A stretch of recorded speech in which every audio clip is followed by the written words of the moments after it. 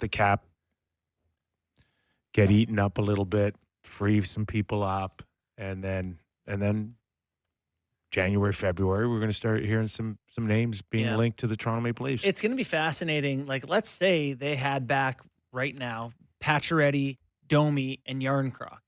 Mm-hmm. You know, you look at that lineup, and all of a sudden, Minton, Grabankin, Holmberg, or Dewar. You know, like it's a really deep lineup at that point. Yeah.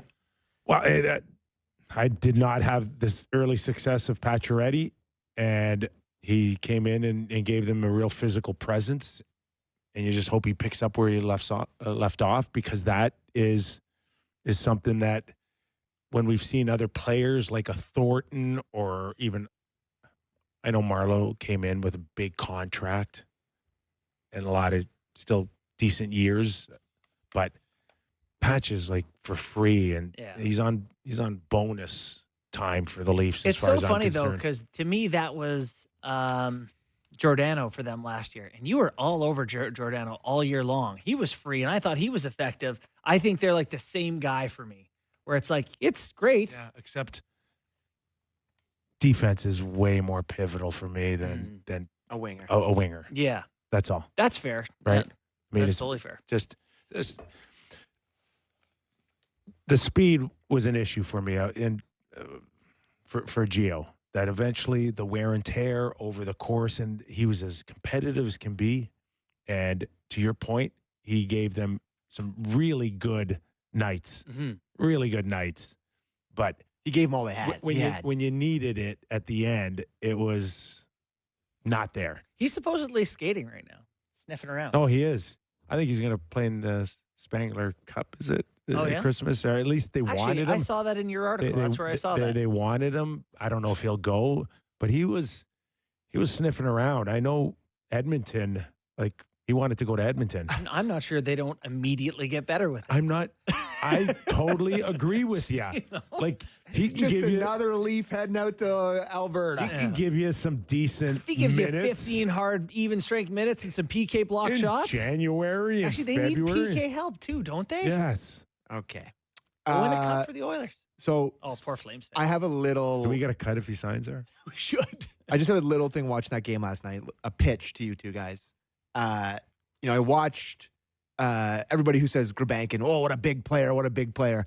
And then he ran into a big player, Luke Shen. He got smoked a couple times. Luke Shen, he eats up big men. There's big men, and then there's Luke Shen. Yeah.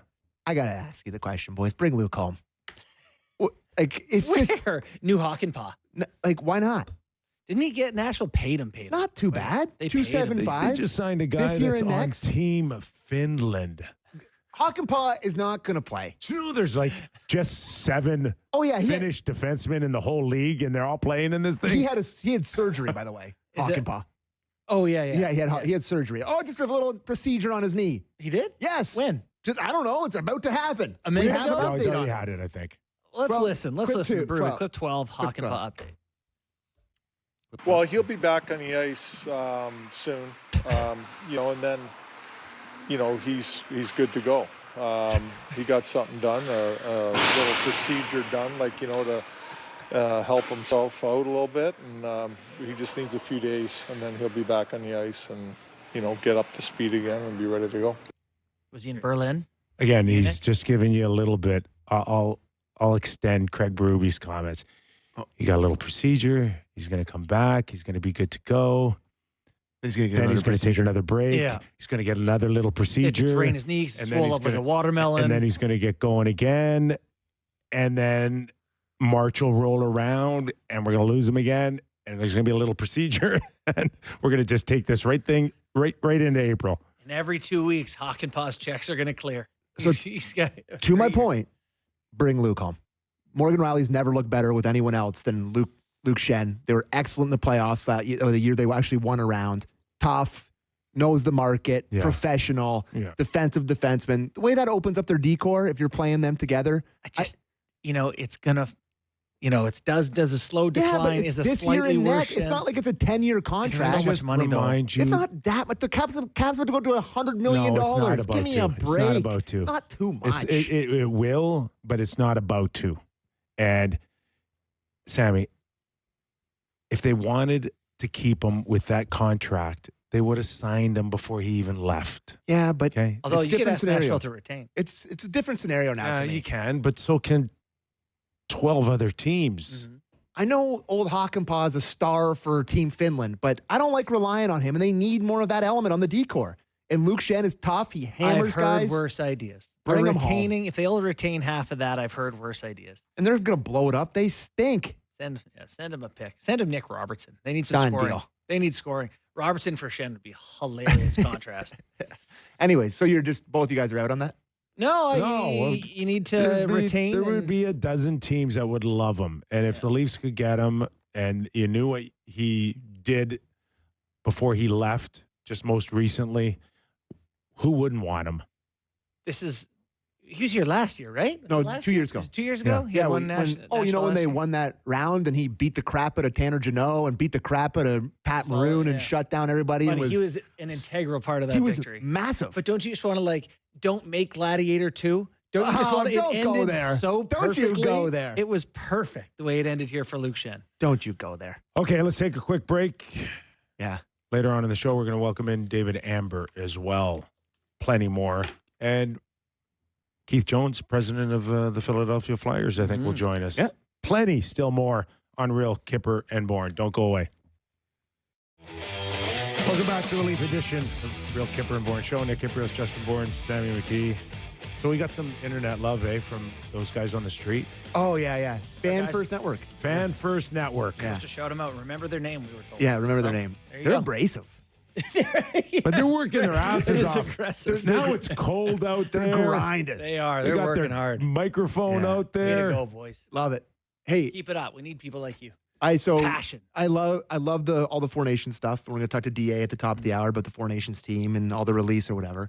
But I don't know who would have done this for Sportsnet, but they put together the omissions team, Yeah. the snub team, and I asked Jen to grab this. Oh, good here. job. So- That's great. So she put up the all snub team, Yeah. right? So there you go. If you're watching on SportsCenter, you're watching on YouTube later, you can see this.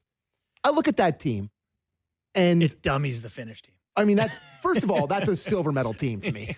Secondly, I completely understand the John Tavares not on Team One, not a Team Canada guy, Yeah. at this point of his career. But whoever put this together, give your head a shake. No Tavares in there Okay, bothers okay. you. Are No you Morgan kidding Riley me? Stop either. it for a second. And listen, I want to acknowledge that John is having a very He's- good season. He was the center for a But month on the best Just team in the tell Atlantic. me, between Scheifele, Celebrini, Suzuki, and Thomas, who are you taking out? Nick Suzuki. Easy. No. Done deal. No. Macklin Celebrini, out. John No. Tavares has played for Team Canada at every level. He's played World Junior, Olympics, World Championship, anything. Sorry, he's on the team. If he's playing wing, sorry, Matt Duchene, yeah. you're gone. Sorry. He's- Whoever put this together, shame on you. It's it's tough. No, it's not. It's just the window has passed. No, And it unfortunately has passed for Stamkos too, guys. Okay? It's just the window is gone. I disagree. I think that this is obviously not. This is a moot point, and it doesn't matter. But to me, John Tavares has been so beaten down by people like me. Don't get me wrong. I've been in the camp where But he was the highest, second highest. Where's he been beaten down? no, He's it's by people saying that he isn't. No, Sam's right. What are you talking we're hard on him. They literally stripped the C off of him this year. He's but taken he a was lot not of crap. a great captain. Anyways, what I'm saying is he has gone from overrated to totally underappreciated.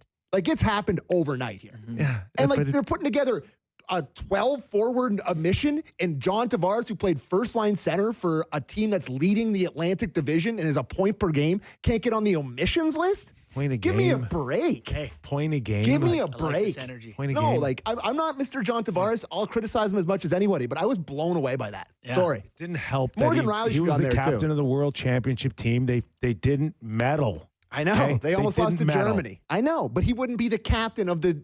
He's not on a team. You're He's not even that close. upset that Morgan Riley's not on the He should be on there emissions list. too. Yeah. He should be on there too. Tanev and No, him. he hasn't been strong enough this Anyways. season. The Toronto Maple Leafs may be taking a new approach to salary management, which could directly impact Mitch Marner's contract negotiations. During Kyle Dubas' tenure as general manager, the team didn't hesitate to spend heavily, and this trend began with a 6-year extension signed by Marner in 2019. At the time, Marner's $10.9 million annual cap hit set the market for superstar wingers, surpassing comparable players like Mikko Rantanen of the Colorado Avalanche, who signed a 6-year deal with a $9.25 million annual cap hit. Now, however, times seem to be changing. TSN's Pierre LeBrun recently reported that the Maple Leafs have implemented an internal salary cap, aiming to ensure no player earns more than captain Austin Matthews, who signed a 4-year extension worth $13.25 million per season in August 2023. The team's primary concern revolves around Marner's agent, Darren Ferris, who, according to LeBrun, might push for a percentage of the total salary cap instead of a fixed dollar amount. This could result in Marner's cap hit exceeding Matthews' $13.25 million, conflicting with the Leafs' new financial strategy. Ferris is known for driving negotiations to the limit, often taking his clients to free agency. This raises fears that discussions between Marner and the Leafs could drag on until July 1st, giving Marner and his camp all the leverage in negotiations. Another complicating factor is the rising market. LeBrun noted that Mikko Rantanen believes he could secure $14 million per season as a free agent. This sparks the question, could Marner demand even more? And would Ferris take that gamble, knowing the Leafs might opt to move on and sign another player?